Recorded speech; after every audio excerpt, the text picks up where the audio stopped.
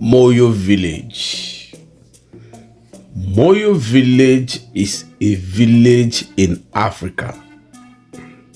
It sat nestled in a valley surrounded by the dense forest and rolling hills. It was a peaceful place, yet its people harbored bitterness towards one of their own, a young man named Kwame. Kwame was an orphan. His parents were lost in a fire that consumed their hut when he was just a small boy. Anytime Kwame passes the roads of the village, men, women, children sat down together and talked with their nose about Kwame. Some whispered that the fire had been caused by dark forces, but over time, many villagers began to believe that Kwame was cursed. Though Kwame worked tirelessly, he works in different farms for people. Most times, after working hard for people, they refuse to pay him. He harvested yam for people. He harvested cassava for people. He helped many families fetch water. But in all, they don't pay him.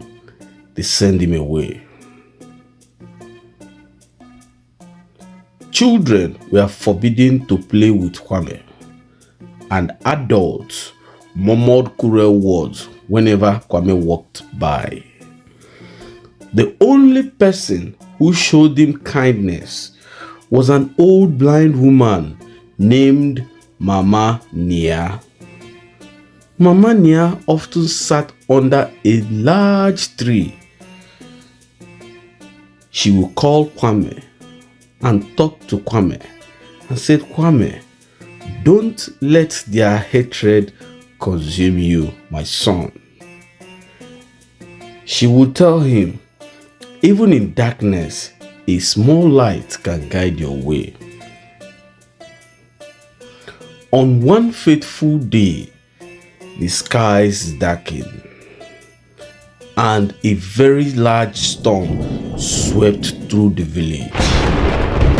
The wind howled trees, the trees snapped, and when the sun passed, the villagers discovered their worst fears.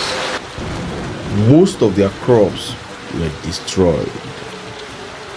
And most unfortunately, the rivers went through the valley but dried up after the sun.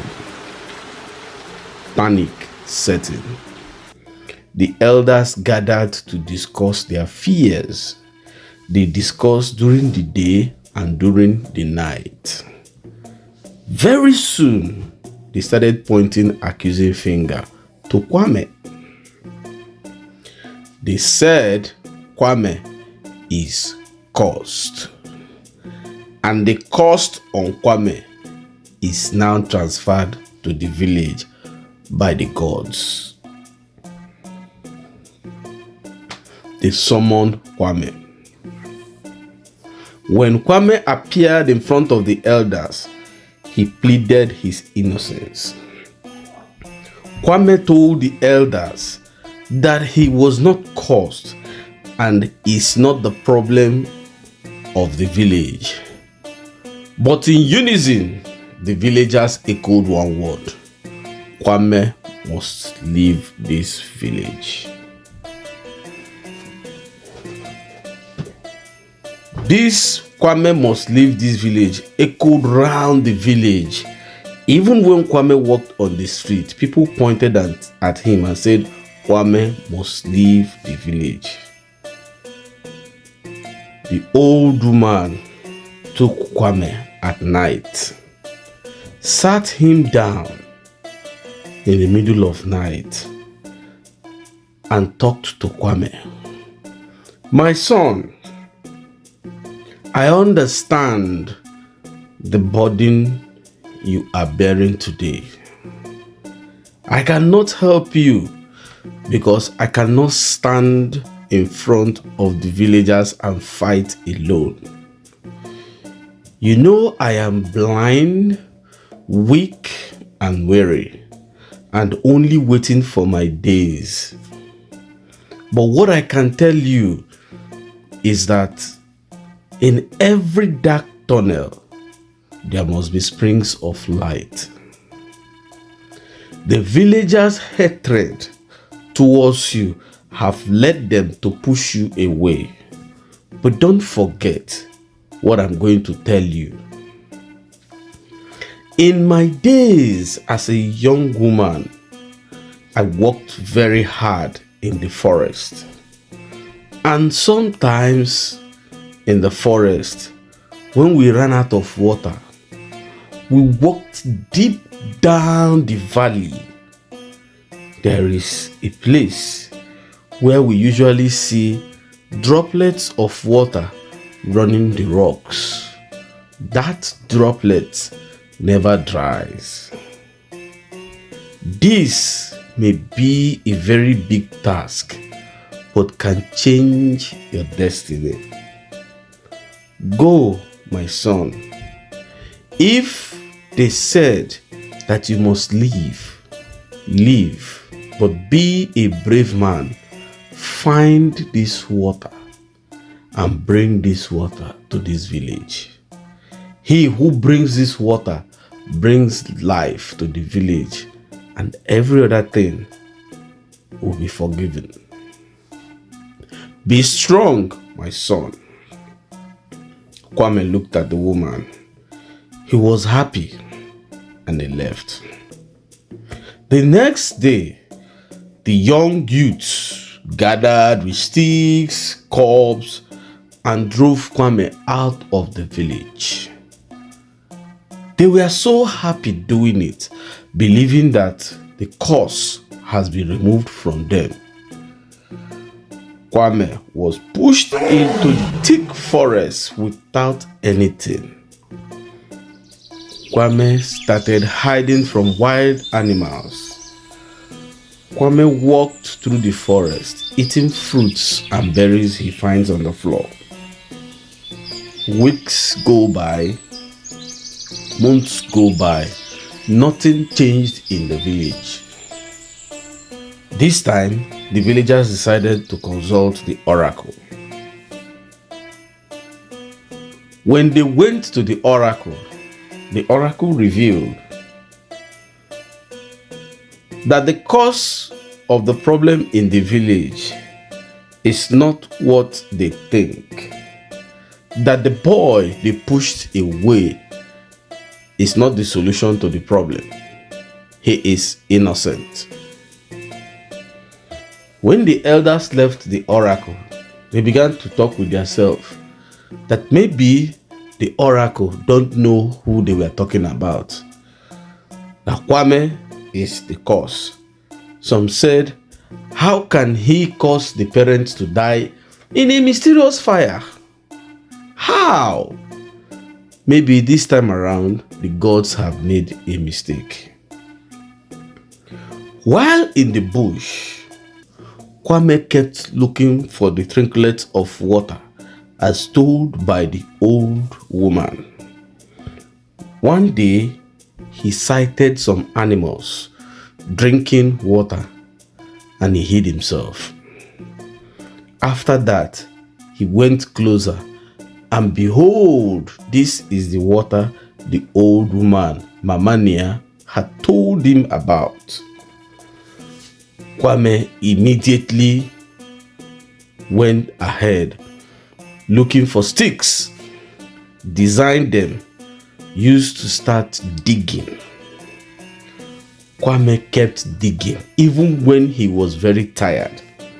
He kept digging a waterway, and each of the steps he dug, the water kept moving towards him. That was how Kwame was able to direct the stream from the forest to the village. And one fateful morning, Kwame saw that the water force has moved down the hill and ran towards the village. He was very happy and followed that movement down because the water was at the top of the hill, but this time he had directed the pathway of the water to flow down the hill and go straight to the village. When some women were in their farm walking by the down of the hill, they saw the water. They were so happy. They went closer and tasted the water. Behold, this is the water of life flowing down. They went in and told the chiefs and told the elders that the water of life have moved into the village. They were so happy. The chiefs called for celebration. They were so happy, discussing among themselves on what they will use to celebrate. Late night, while some were gathered planning on the celebration, they saw Kwame coming down through the water paths. They were annoyed with him. They called for the young boys to catch Kwame and tie him up. Some started, "What have this evil boy come to do here?" They tied him up. The next day, the old blind woman was told that the evil boy was back to the village to bring his evil witchcraft to stop the water that just came in. The woman stood up and went to the elders. When he got to the elders, they took her to where Kwame was, and Kwame spoke to her. "Mama Nia, I brought the water you told me about. But here they tie me. They want to kill me." The woman turned to the elders and she told the elders that the water in question was she who told Kwame the root of this water. What evil have the boy done but to look for the water that is buried in the forest? To use his might to direct this water to this village so that all of us will have water. You still want to go ahead to kill him. The woman challenged them that the first person that would lay his hand to kill Kwame would have a curse that will wipe out his generation. Immediately, everybody left Kwame. The elders started talking within themselves, and that's how they untied Kwame. One of the elders appealed to Kwame that they never knew this was his help, that they believed that he is the cause of their problem in the village, but that Mama Nia has never lied. Even though she is blind, she has brought many blessings to the village, and when she says something, they don't doubt her. They asked that Kwame should be taken care of, but that the next day they will have a word with him. The next day, the elders were gathered with Mama Nia, and they asked Kwame for forgiveness. That even though he brought this water for them, they never knew that he was not cursed. They made an open confession that even the oracle bear them witness. The oracle had said that he was not the cause, but they believed otherwise. They asked Kwame for forgiveness and thanked him for being brave to go to the forest that nobody dares to visit. They told him that that evil forest had taken away many lives from the village, and nobody ever believed that he would come out alive. They told him that they were surprised seeing him alive. So they believed he had a witchcraft, and that's why he entered the forest and came back alive. They also told him that Mama Nia's blindness partly came from that forest, because that was where she farmed and hunted as the only woman in that village who was a hunter. After appealing to him, Kwame went down on Mama Nia and knelt down in front of her and asked her for directions, because he's an orphan and wouldn't take a decision without the mother who he looks at as Mama Nia. Mama Nia, looking at the village and Kwame, asked Kwame to forgive the village because they acted out of ignorance, greed, selfishness, and hatred. Kwame forgave the village, and since then, people started appreciating Kwame in the village. As years goes by, the news spread round the village communities, and everybody always talks about Kwame's ingenuity to bring water from the evil forest to save his people. Till date, the village honors Kwame for what he did at saving the village when there was no savior. And Mama Nia is always remembered as that wise woman who stood by the truth. Moral of this story is never you discard a person for your hatred. Anybody can be the light at the end of the tunnel. Do not hate people or despise people for no reason. Hatred is a big problem and can kill without any reason. I hope you loved this story. If you loved this story, kindly follow, subscribe, and share for more beautiful stories from us. Thank you.